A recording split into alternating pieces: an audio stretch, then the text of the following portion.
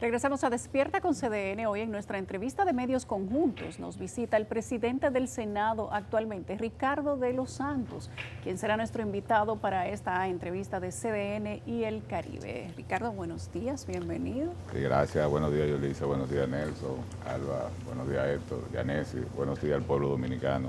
Muy agradecido de poder compartir en la mañana de hoy con ustedes. Bueno, agradecido a nosotros de su presencia aquí, presidente.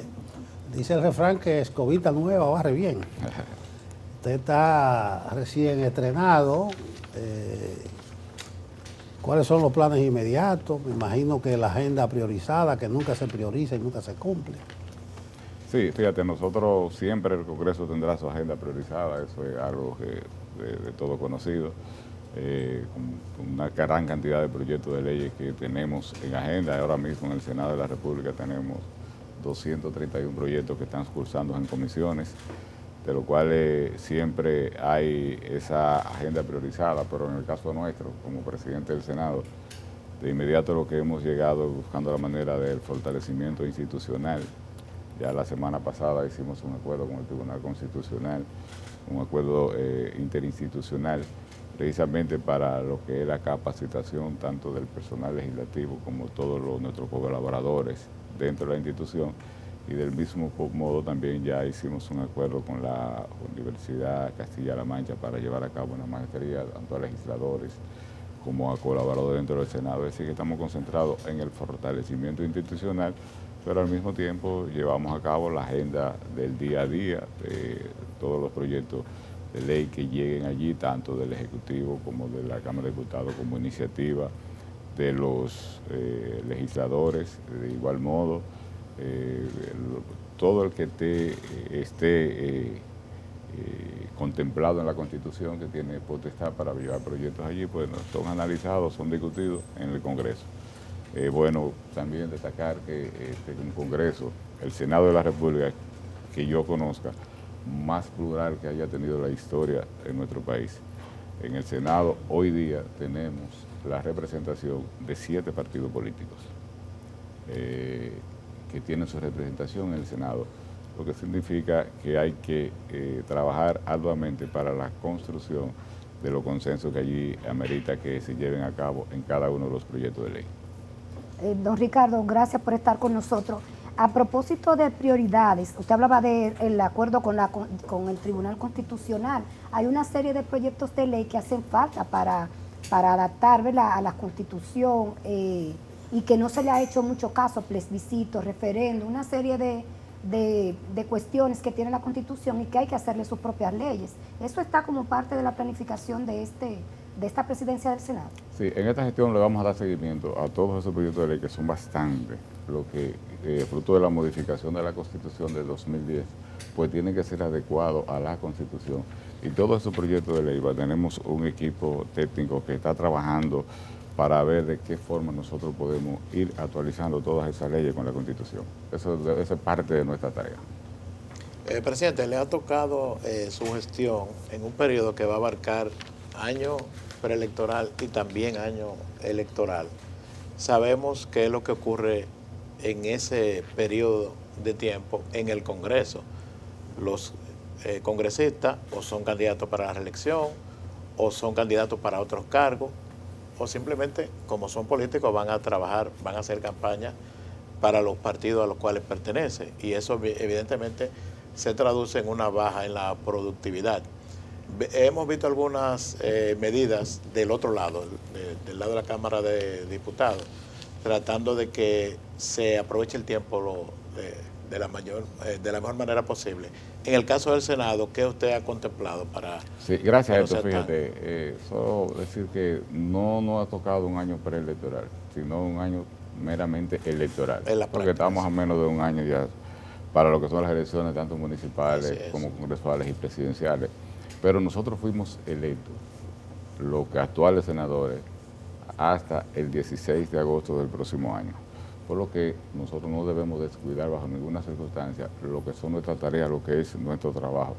Claro está, tenemos que saber administrar el tiempo para dedicarlo a los trabajos legislativos y a los trabajos políticos, pero los trabajos en sí del Senado de la República no deben detenerse por temas políticos y nosotros estamos trabajando arduamente para que la agenda no se retrase, para que se lleven a cabo ese trabajo e inclusive nosotros estamos llevando el Senado a diferentes provincias. Nosotros estuvimos el día 8 en la provincia de Puerto Plata, donde sesionamos allí, y precisamente hoy, miércoles, yo saliendo de aquí, voy rumbo a la provincia Duarte, que tenemos sesión también en el día de hoy. Es decir, que el Senado de la República se mantiene llevando esa agenda de trabajo y le podemos garantizar a la sociedad que por los temas políticos no vamos a descuidar nuestro trabajo legislativo para el cual fuimos electos por el pueblo dominicano. Presidente, usted además de legislador y político, está vinculado al mundo del transporte. Las medidas recientes que ha tenido que tomar el gobierno dominicano para proteger la frontera y la calada del conflicto con Haití por la construcción del canal en un área del río Masacre. Me gustaría conocer su opinión, cómo afecta el sector, sobre la medida del cierre de la frontera y si tiene algún tipo de información sobre el impacto que tiene en el sector transporte esta decisión. Fíjate, Yarisa, por toda una vida nosotros, en el caso de nuestra vida como transportista, hemos venido transportando hacia Haití, porque claramente se entiende de que estamos siendo afectados como todos los sectores de la sociedad, todo el quehacer, todo el aparato económico del país se ha afectado con esta medida. Ahora, los intereses particulares nunca se pueden poner por encima del interés general. Ahora estamos hablando del país, por lo que nosotros, aún viendo nuestros intereses afectados, apoyamos plenamente la decisión que ha tomado el Ejecutivo, porque entendemos que es la más correcta y lo que estamos pidiendo es precisamente que se respete el tratado del año 1929 y el protocolo que se estableció en 1936. Es decir, nosotros el país lo que está pidiendo es llanamente que se respete eso. Al país no le conviene, a nadie le conviene el conflicto. Ahora bien, si de aquel lado tenemos un segmento, tenemos un sector que se denomina como los incontrolables, bueno, será incontrolable de aquel lado, pero de este lado no se le puede permitir eso. A propósito de la frontera y de todo lo que está viviendo República Dominicana, hay una voz importante que se ha alzado varias veces respecto de la protección del territorio en toda la franja fronteriza. Le estoy hablando del presidente del Tribunal Constitucional, Milton Rey Guevara, y ha dicho que es imperante que se apruebe la ley de protección inmobiliaria en la zona de la frontera y que esto era una promesa de la modificación a la Constitución del año 2010. ¿Tiene el Senado bajo su dirección en carpeta trabajar esta ley, estudiarla, mandarla a comisión, ponerla en agenda, cualquier proceso que influya para que sea conocida justamente aprovechando la coyuntura que vive el país? Fíjate, al respecto no se ha elaborado ningún proyecto de ley específicamente para irse considerando esa constitución de la Constitución. Ahora sí, lo que ustedes todos saben que también la Constitución nos mandó a lo que es la elaboración de una ley que diera ciertas facilidades a la provincia fronteriza. Y tenemos la 2801, que sí da esas facilidades a lo que son los pueblos fronterizos, a las empresas que se instalan allí. O sea, hay muchas facilidades buscando precisamente el fortalecimiento de lo que es la vida del ciudadano en la frontera. Pero él habla de que no se le venda territorio dominicano pero a en cuanto a ese proyecto de ley que menciona Milton y que está contemplado en la Constitución, aún no se ha elaborado ningún proyecto de ley, que sí entiendo que debemos reunirnos y buscar la manera de que se pueda buscar la manera de encajar un marco legal para cumplir con ese mandato de la Constitución. Presidente, dice el refrán que cada maestro tiene su librito. Sí. Vamos a ver con qué librito llega usted. Hay una queja recurrente de senadores de la oposición de que nunca le dan curso a resoluciones para interpelar a funcionarios del actual gobierno. Que siempre cualquier solicitud se manda a comisión y ahí se diluyen los asuntos. ¿Qué política usted va a seguir en su relación con los partidos de oposición y en este tipo de quejas? Sí, gracias, Nelson. Fíjate, recuerden que yo tengo el honor de dirigir un órgano colegiado y que yo soy un presidente entre iguales. O sea, yo soy el senador, pero somos 32 senadores. Los demás 31 senadores tienen el mismo derecho que nosotros. Y lo que hacemos es que a todo proyecto de ley, de resolución, ¿verdad?, tratar de construir el consenso necesario para que lo que salga de allí sea precisamente fruto de lo que ya se trabajó y se consensuó. Al hemiciclo, a nosotros lo que nos llega es la materia prima, vamos a llamarle así, un proyecto de ley, un proyecto de resolución. Entonces, el hemiciclo lo que hace es que lo envía a una de las comisiones correspondientes. En el Senado hay 30 comisiones de acuerdo al tema que se vaya a tratar. Entonces, todo tema se envía a la comisión que corresponda. Esa comisión rinde un informe al Pleno del Senado y ya dentro del Pleno del Senado, ese informe que rinde la comisión, si algún senador o senadora no está de acuerdo con el informe, pues plantea sus puntos encontrados y ahí se puede llevar a cabo y hacer las modificaciones. Nosotros, desde la dirección del Senado, les reiteramos, es un órgano colegiado y lo que vamos a tratar en todo tema de construir el mayor nivel de consenso posible. Senador, usted decía, no estamos en preelectoral, estamos en campaña total. En esta coyuntura actual, ¿será posible volver a poner en agenda el conocimiento del Código Penal? Fíjate, ese es un tema que latentemente está siempre en el Congreso y entiendo que sí, que debemos continuar trabajando en él. Al final tenemos que sacar un mejor código, es una necesidad del país y más este nuevo código como se ha planteado con un nuevo tipo penal, o sea, con diferentes condenas que vienen a renovar, que ya es una exigencia, pero recuerden ustedes que el código se ha venido trabajando por muchos años y entiendo que sí debemos los legisladores buscar la manera de llegar a un consenso para dotar al país de un nuevo código, ya que sabemos de los años que dota el actual que tenemos. ¿Y van a sacar la parte del aborto o Fíjate, se irá con esa? El último proyecto que se trató, que hoy está en la Cámara de Diputados, precisamente se trató dejando separado para tratar el tema de la causal en una ley especial. Ese es el proyecto que cursa hoy en la Cámara de Diputados. Nosotros, pues, cuando salga de la Cámara de Diputados, que llegue al Senado de la República, pues le daremos el tratamiento adecuado. Antes se hablaba de la íntima convicción del juez, ya no. ¿Qué es su parecer, de acuerdo a sus creencias y a sus principios, sobre el tema de las 3 causales de la interrupción del embarazo? Fíjate, en las 3 causales siempre se ha hablado de 3 y en realidad son 2, porque hay una que está bien definida en la Constitución de la República, cuando dice que cuando la vida de la madre peligra, ya no es una decisión solo del médico, es decir, que ahí eso está definido. Yo no sé por qué hablamos de 3, si en realidad son 2. Yo siempre me he determinado mi criterio personal, el de Ricardo de los Santos. Yo digo, yo soy pro vida. Ahora, ¿a qué le llamamos vida? Eso tenemos que definirlo.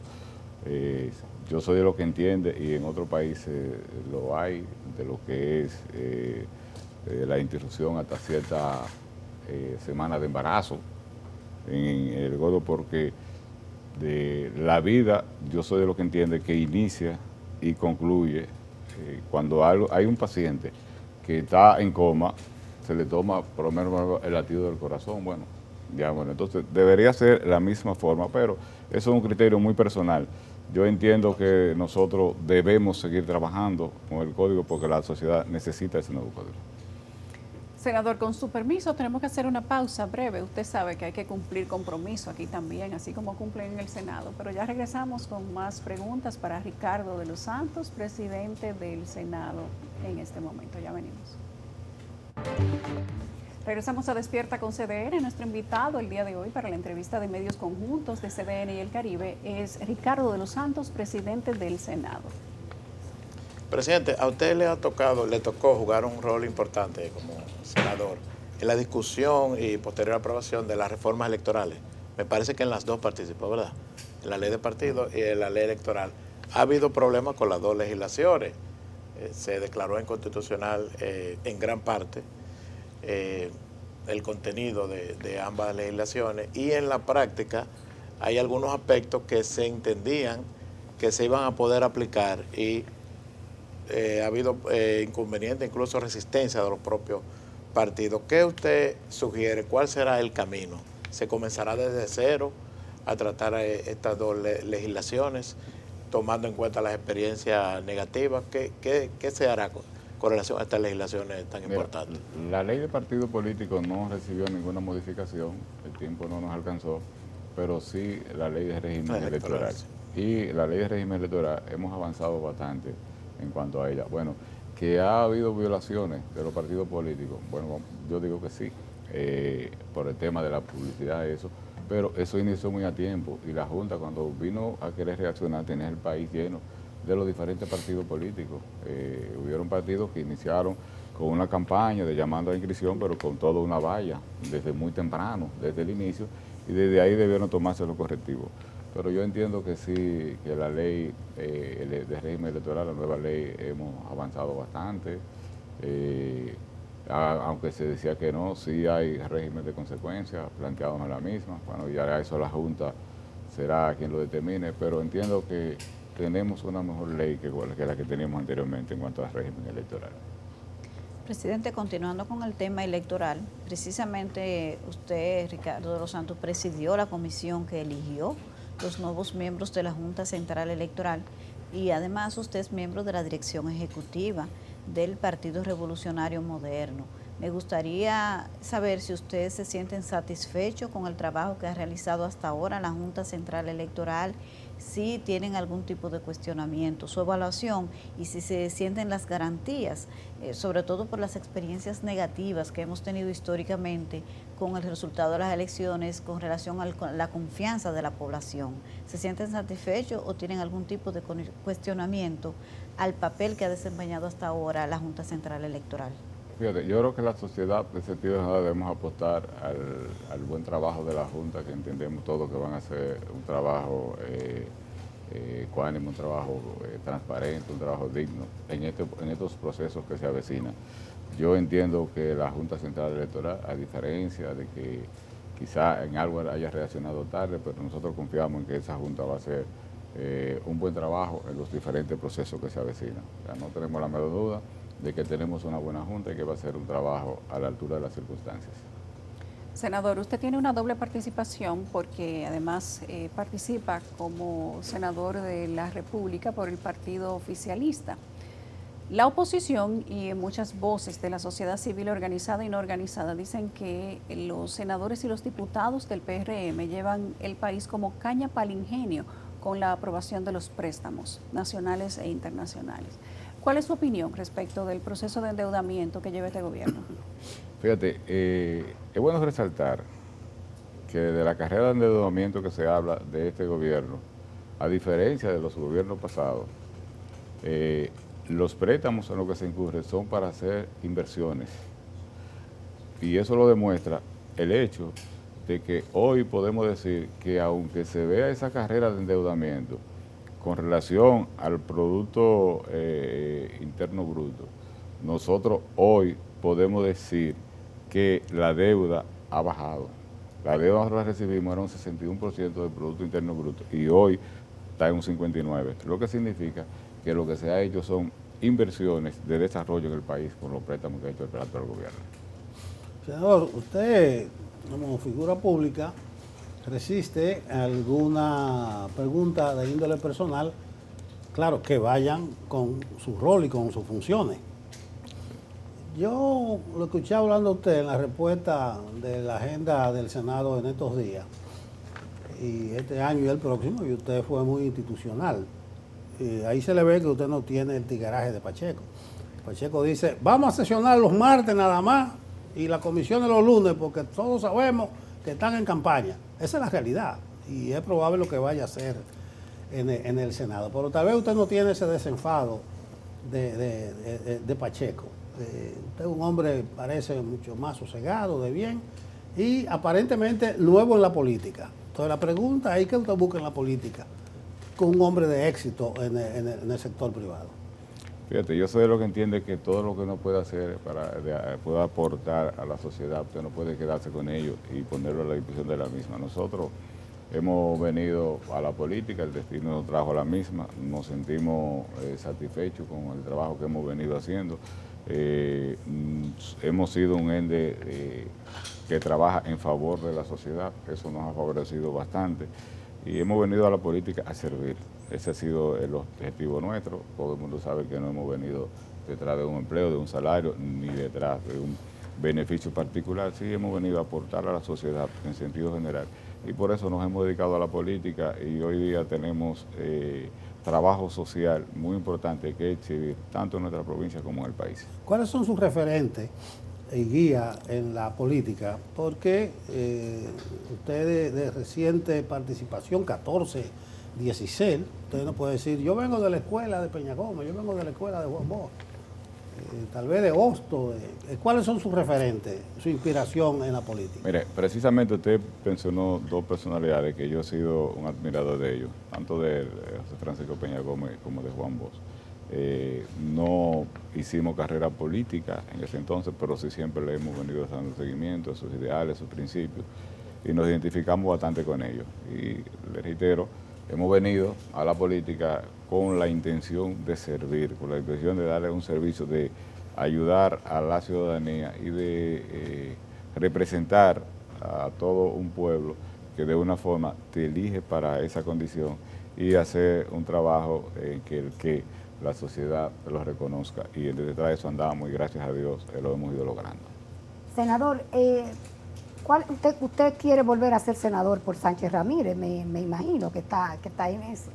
¿Cuáles son los proyectos que entiende usted le hace falta que el Poder Ejecutivo desarrolle en la provincia Sánchez Ramírez? ¿Y cuáles proyectos personales tiene Ricardo de los Santos para su provincia? Sí, gracias. Fíjate, nosotros tenemos que darle gracias al presidente Abinader que en su gestión, su gobierno, ahora obras demandadas por años se han ido ejecutando y se han ido realizando, y hoy podemos decir que tenemos la construcción de una extensión de la Universidad Autónoma de Santo Domingo en la provincia de Sánchez Ramírez. De igual modo, el presidente le ha dado apoyo presupuestario, en este gobierno le ha dado apoyo a la Universidad UTECO en el ámbito de la educación. Asimismo, nosotros tenemos una institución allá que se creó para la administración de los fondos mineros, correspondiente al 5% de los beneficios en esta ocasión de Barry, la explotación minera de Barry, que la ley 6400 establece claramente en su artículo 117, párrafo segundo, que donde se esté llevando a cabo la explotación de un mineral no renovable, el 5% del beneficio neto pertenece al o los municipios donde se esté llevando a cabo dicha explotación. En este caso, nosotros lo que recibíamos del gobierno pasado era unos 200 millones de pesos al año. A la llegada de Luis, por ese concepto, inmediatamente le hizo un aumento de un 50%, lo llevó a 300, y ya para el presupuesto del próximo año tenemos 100 millones de pesos más, es decir, tenemos 400 millones de pesos. Eso no quiere decir que con eso se esté cumpliendo con el 5%. Eso le iba a decir, entonces eso es discrecional del Poder Ejecutivo, no cumple la ley. No se ha cumplido con la ley como debe hacerse, pero se ve la intención y la diferencia que tenemos con este gobierno y los gobiernos pasados. Nosotros tenemos una obra que ha sido demandada y reclamada por años en la provincia de Sánchez Ramírez, y es precisamente nosotros tenemos el segundo lago de agua más dulce, el segundo más grande de las Antillas, y tenemos un sistema de agua potable precario. Ha alcanzado algunos niveles de mejoría, pero sabemos que la solución definitiva a ese problema pues sería la construcción de un acueducto nuevo, un acueducto múltiple para la provincia de Sánchez Ramírez, y el presidente Abinader está comprometido antes de las elecciones, Dios mediante, se le está dando inicio a ese proyecto, a lo que es la construcción de ese acueducto, que vendría a resolver definitivamente de una vez por todas la problemática del agua en la provincia de Sánchez Ramírez. De igual modo, nuestra provincia, muchas comunidades que nunca en la vida pensaron que sus condiciones iban a mejorar, hoy podemos decir que hay una gran cantidad que han sido 100% asfaltadas, que le han mejorado las condiciones de la vida a la gente. De igual manera, en el municipio cabecera de Cotuí encontramos una planta de tratamiento de aguas residuales fuera de operación, eso vertiendo a la ecología. De igual manera, también en el municipio de Fantino, esa planta de tratamiento de agua fueron construidas. Es decir, estamos avanzando y en la provincia de Sánchez Ramírez se siente lo que las acciones del gobierno. Eso no quiere decir que no nos falten una gran cantidad de obras. Hay una obra que se va a iniciar próximamente también, que recuerden ustedes que nosotros somos provincia ecoturística precisamente por el tema del lago y tenemos el Parque Aniana Vargas enclavada en el borde del lago y ahí se va a construir un bulevar turístico que ya está en proceso de diseño. En los próximos días también se iniciará. Es decir, que hay muchas obras pendientes de desarrollar en la provincia, pero vamos avanzando. ¿Y qué aspiraría usted a dejar como legado como presidente del Senado? Una gestión que en el peor de los casos sería de un año, porque usted ha sido electo por un año. Prolongarlo dependería de que usted gane la senaduría y de que sea electo de nuevo presidente del Senado, pero tomando en cuenta que posiblemente sea un año, ¿qué aspiraría a dejar de Fíjate, como legado? un año, tal y como tú lo expresas, se va rápido, pero fuimos electos por un año. Ya nos quedan 11 meses. Nosotros por eso estamos trabajando en lo que es el fortalecimiento institucional. Estamos tratando de llevar el mayor nivel de capacitación, tanto a los legisladores como al personal técnico del Senado, porque yo soy de lo que entiende que la mayor riqueza que tú puedes dejar en donde quiera tú vayas es el conocimiento. Entonces, estamos trabajando en el fortalecimiento institucional dentro del Congreso para, de cualquier forma, buscar la manera de que el Senado quede con ese fortalecimiento, de que todo proyecto que llegue allí, pues vaya a mano de técnicos lo más altamente calificados para de ahí sacar la mejor ley posible en cada uno de los proyectos. Presidente, usted como miembro de la dirección ejecutiva, un político activo en el PRM, me imagino que tiene su evaluación del impacto que ha tenido la alianza de la oposición en el escenario electoral. Y a pesar de lo que ellos dicen, el PRM y el presidente Abinader sostienen que pueden ganar la elección en primera vuelta, pero ellos tienen una estrategia de contención por una alianza de segunda vuelta en caso de que sea necesaria. Me gustaría conocer su punto de vista sobre el impacto de la alianza opositora. Fíjate, la alianza es algo que nosotros lo respetamos, es un derecho que a ellos les asiste. Ahora, a nosotros no nos preocupa. No nos preocupa por el hecho de que, todo por el contrario, las encuestas nos dicen a nosotros, y si valoramos después de la alianza entre ellos, en vez de bajar como partido y el candidato, lo que hemos hecho es crecer. Y así tú te encuentras en todas las comunidades que hay muchos disgustos, porque todo el mundo sabe las situaciones que lo llevó ellos a dividirse en un determinado momento y que esas heridas están ahí y que quiérase o no, ellos no han logrado el objetivo que buscaban con la alianza. Eso es algo que la sociedad en sentido general lo ha valorado y yo entiendo que nosotros como partido lo que vamos cada día fortaleciéndonos aún más, fruto de la ejecutoria del presidente Abinader, que a Luis Abinader le ha tocado tiempos difíciles. Esa ha sido su grandeza, que viene este capitán, agarra este barco, que tenía dificultades para mantenerse a flote, y él no solo mantiene a flote, sino que lo estabiliza y lo conduce hacia puerto seguro. Eso nos dice a nosotros y le dice a la sociedad que el mejor capitán que tenemos es Luis Abinader y por eso no nos preocupa ningún tipo de alianza que puedan hacer la acera del frente. Es reciente en la política, pero se ha aprendido bien el asunto. Sí. No, claro. A propósito de la agenda priorizada que usted mencionó al inicio y de su legado por el paso de la presidencia del Senado, hay muchas leyes que han generado en su momento intención de controversia y se han retirado, otras simplemente se han guardado ahí. Está la del Ministerio de Justicia, la de cibertecnología o ciberataque, la ley de expresión.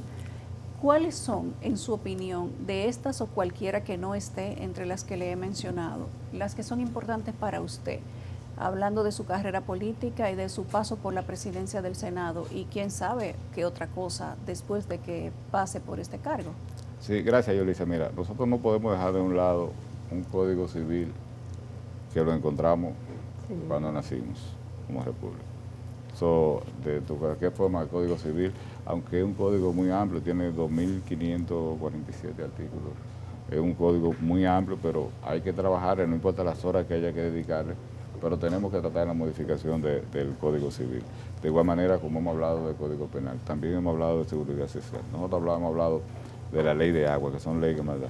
Ahora hay un proyecto de ley nuevo que se trata de convertir de crear el hub logístico de carga en el país. Eso a nosotros nos favorecería bastante como país. Tenemos ahora un proyecto de ley que es de la senadora Farideh Raful, ley de vacunas, aquí no existía, y cuando nos encontramos con la pandemia nos dimos cuenta que sigue ese vacío. También estamos trabajando con la ley de bomberos, es decir, tenemos una gran cantidad de leyes que estamos trabajando en el Senado que son prioridad nuestra y que lo que tratamos y vamos a seguir todo el tiempo de conseguir es precisamente de construir el consenso necesario para que todos esos proyectos de ley puedan ser convertidos ya en ley tal y como lo espera la sociedad. Bueno, gracias al senador Ricardo de los Santos. Para nosotros ha sido un gusto tenerlo aquí. Gracias a ustedes, para mí es un verdadero placer y siempre que nos inviten pues vendremos con mucho gusto a acompañarlos. Vamos a liberarlo de agenda para que pueda coger carretera. Gracias. El senador Ricardo de los Santos, presidente del Senado, ha sido nuestro invitado en esta entrevista de medios conjuntos de CDN y el Caribe. Nos vamos a una pausa, pero el resto de esta entrevista está desplegado tanto en la portada como en las páginas interiores del periódico El Caribe y en el portal de cdn.com.do. Ya venimos.